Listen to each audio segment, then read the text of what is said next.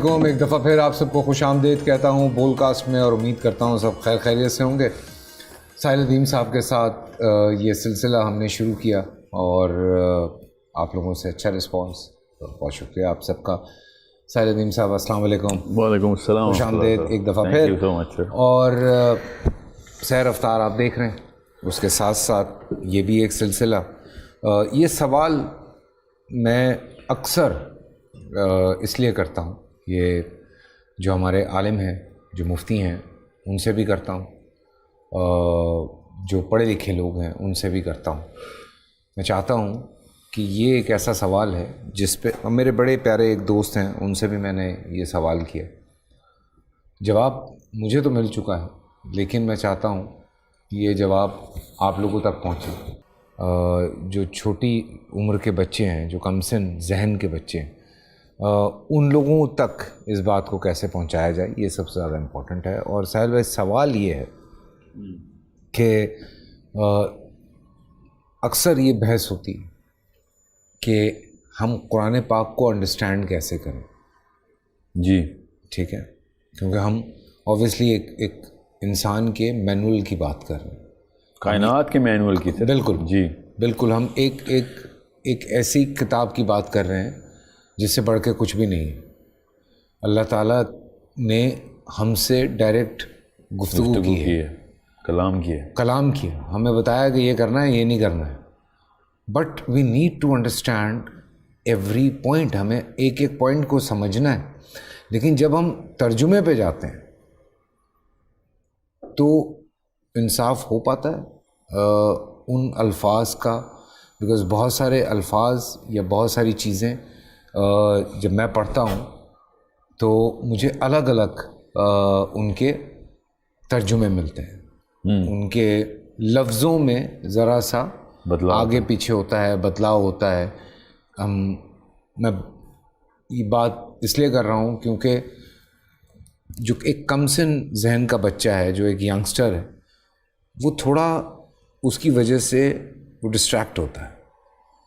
And میری کیا، آپ کی کیا، ہم سب کی یہ خواہش ہے کہ ہم جس مذہب کی بات کر رہے ہیں، جو اللہ تعالیٰ کا پیغام ہم تک پہنچ رہا ہے، جس کو ہم خود پڑھ کے انڈرسٹینڈ کر سکتے ہیں، اسی لیے لوگ اتنی ساری چیزوں میں پڑ جاتے ہیں، نہ جانے کس کس کے پاس پہنچ جاتے ہیں، کیا کیا سمجھنے کی کوشش کر رہے ہوتے ہیں، پھر ہر کوئی اپنی عقل کے حساب سے وہ چیز سمجھا رہا ہوتا ہے آپ کو۔ تو ایک تو ہمیں کوئی پرابلم ہوتا ہے تو ہم کوشش یہ کرتے ہیں سب سے اچھے ڈاکٹر کے پاس جائیں، دل کا ڈاکٹر ہے، سب سے اچھا کارڈیالوجسٹ ہو جس کے پاس ہم جائیں اور ہمارے دل کا مسئلہ حل ہو جائے۔ پورے ایک سسٹم کا معاملہ ہے، اس کے لیے ہم کہتے ہیں یار وہ کسی سے بھی پوچھ لیتے ہیں۔ جی، تو یہ پلیز میں چاہتا ہوں اس پہ تھوڑی سی گفتگو ہونی چاہیے۔ بالکل ہونی چاہیے، بلکہ جتنی ہو کم ہے۔ اردو کے اندر نا، اردو کیا کسی اور ایسی زبان میں دو ایسے مسائل آئیں گے، کسی بھی اور، اردو کو چھوڑ دیں اس وقت، کسی بھی اور زبان میں، کہ جو اس زبان کے اپنے گرامر کو، گرامر دماغ کا لفظ ہے، ذہن کا لفظ ہے، یہ سمجھ لیں کہ جس اینگل سے سوچ آپ کے ذہن کے اندر انٹر ہوتی ہے، زبان وہ اینگل سیٹ کرتا ہے۔ اس کو فریز بولیں تو فریز کے اندر ہزار اینگل نکل آتے ہیں۔ میں خالی ایک کلمے کی بات کر رہا ہوں، ایک لفظ کی بات کر رہا ہوں۔ تو آپ کے کلچر کے اندر سے وہ گرامر نکلتی ہے، وہ بچے کے ذہن کو پوری طریقے سے جیسے بھی اچھا کرتی ہے، برا کرتی ہے، وہ بناتی وہی ہے۔ تو جب آپ ایک فورن لینگویج کے اندر ایک لوکل لینگویج کی ٹرانسلیشن دیکھتے ہیں تو آپ ایز اے لوکل سمجھ جاتے ہیں، جیسے اقبال کی شاعری کو انگلش میں پڑھیں تو سمجھ جاتے ہیں کہ ان کو شاعری نہیں سمجھ آئی، میسج سمجھنے کی کوشش کی ہے۔ بالکل، ان کو وہ فلیور کہیں سے بھی نہیں پکڑ سکے جہاں ہی پکڑ سکتے ہیں، وہ کوئی اور فلیور ضرور ڈال دیا مگر وہ والا فلیور نہیں ڈال سکتے، بیکاز وہ کلچر وہ کیپیبلٹی دیتا ہی نہیں ہے جو کہ لوکل نہ ہو۔ کیونکہ وہ جس کلچر کے اندر گرامر، جس گرامر کے اندر ذہن، اور جس ذہن کے لیے وہ چیز فلیور ڈالا گیا تھا، وہ ادھر محیط ہو کے رہ گیا۔ تو اس لیے یہ کہنا کہ اردو میں کمی کوتاہی ہے، جو کہ میں کہتا ہی رہتا ہوں، اور ہے بھی، کیونکہ میں قرآن کے اینگل سے بات کر رہا ہوتا ہوں، تو یہ تھوڑی سی زیادتی ہوگی، کیونکہ کسی اور زبان میں وہ طاقت نہیں ہے جو عربی زبان میں طاقت ہے، اور اگر تھی بھی تو وہ 2 ہی زبانیں تھیں، وہ دونوں زبانیں اب بس ایک تو اسرائیل میں بولی جاتی ہے ہیبرو، اور دوسری جو تھی نا وہ اپنا پید ہو چکی ہے، جو ابراہیم علیہ السلام خود جس زبان میں کلام کرتے تھے۔ تو اب رہی بات عربی کی، تو اللہ تعالیٰ نے جب ایک عربی کی زبان چنی ہے تو عربی کی ایک پوری ایولیوشن ہوئی ہے دنیا میں۔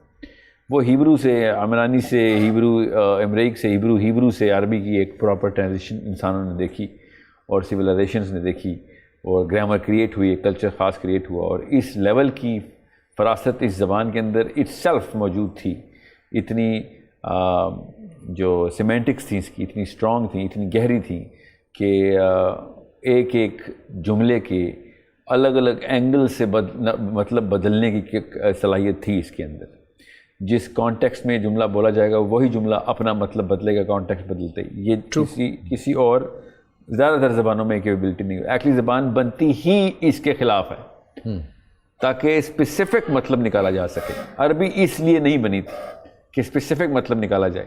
عربی ہمیشہ جامعیت کے، یہ جتنی تینوں زبانیں میں نے بتائی ہیں، یہ اس وقت کے جو ذہن تھے وہ جامعیت اور کمپریہنسونیس کو چیز کرتے تھے۔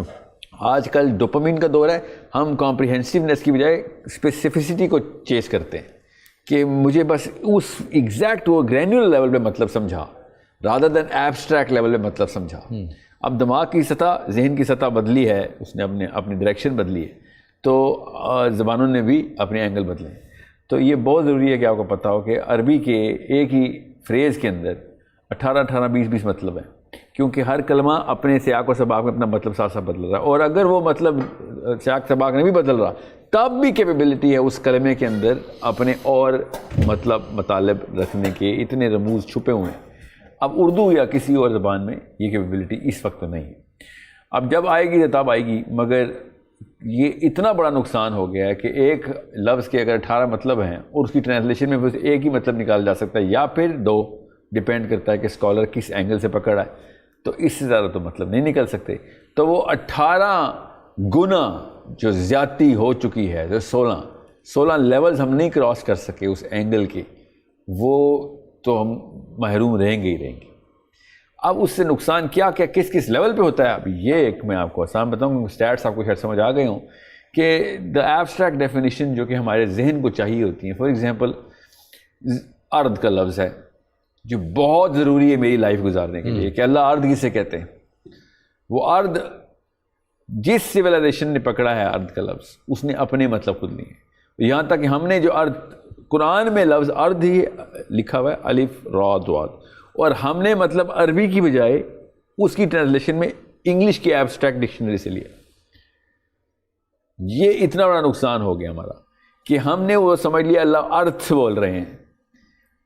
ارتھ انگریزی میں ان کے ایک خاص سیمینٹکس کے اندر سے ایک خاص، اس کی تفصیل میں بھی جا رہا، بہت لمبی بات ہو جائے گی، لنگوسٹکس کے اکیڈیمکس کو پتہ ہے میں کیا کہہ رہا ہوں، کہ ہم قرآن میں جاننے کی بجائے ہم انگلینڈ چلے گئے اور ارتھ لے آئے وہاں سے۔ اللہ تعالیٰ نے تو ارتھ نہیں بولا، اللہ نے ارد بولا۔ ارتھ والوں نے بھی ارد لیا تھا ہیبرو سے، ارد سے انہوں نے غلطی کی ارتھ نکالنے کی۔ ہمیں پتہ ہونا چاہیے کہ قرآن ارد کو ارتھ کہہ ہی نہیں رہا، ارتھ کو اللہ تعالیٰ دنیا کہہ رہے ہیں، اور ارد ان تمام ٹیرسٹرل پلینس کو کہہ رہے ہیں، یہاں تک کہ کائنات کا جو بلو پرنٹ تھا وہ مس ہو گیا ہم سے۔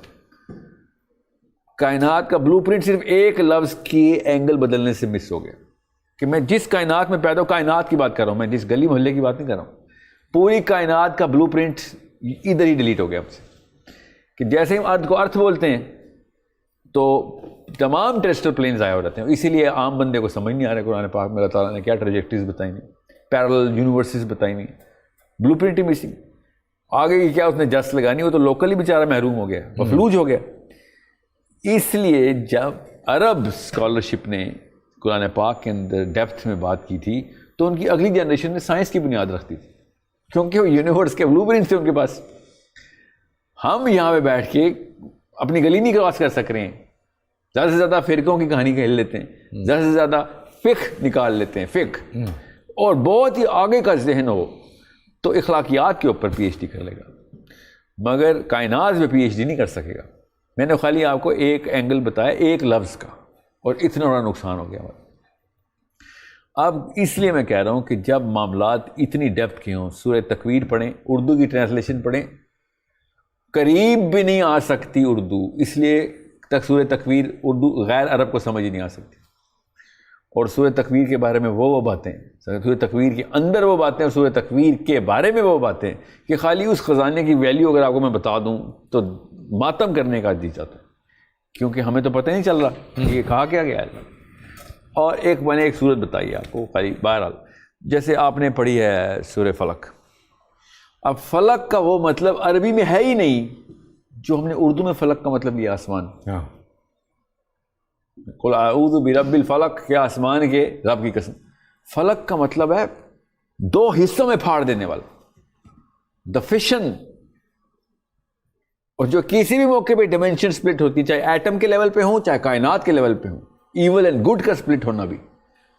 تو یہ کریشن کا جو فرسٹ ایلیمنٹ اللہ نے جیسے اس ذرے کو پھاڑا تھا اور پوری کائنات نکالی تھی، وہ ہے قل اعوذ برب الفلق. خالی فلق کا لفظ بتا رہا ہوں آپ کو، اور یہ سب سے اپروپریٹ اینڈ سمپلر میننگ ہے. سب سے کمپلیکیٹڈ میننگ ہے وہ والا آسمان جو ایک کرے کے اندر بیٹھے ہوئے انسانوں کو اوپر دیکھ کے نظر آ رہا ہے، حالانکہ اور بھی سارے آسمان ہیں، اتنے سارے کرے ہیں.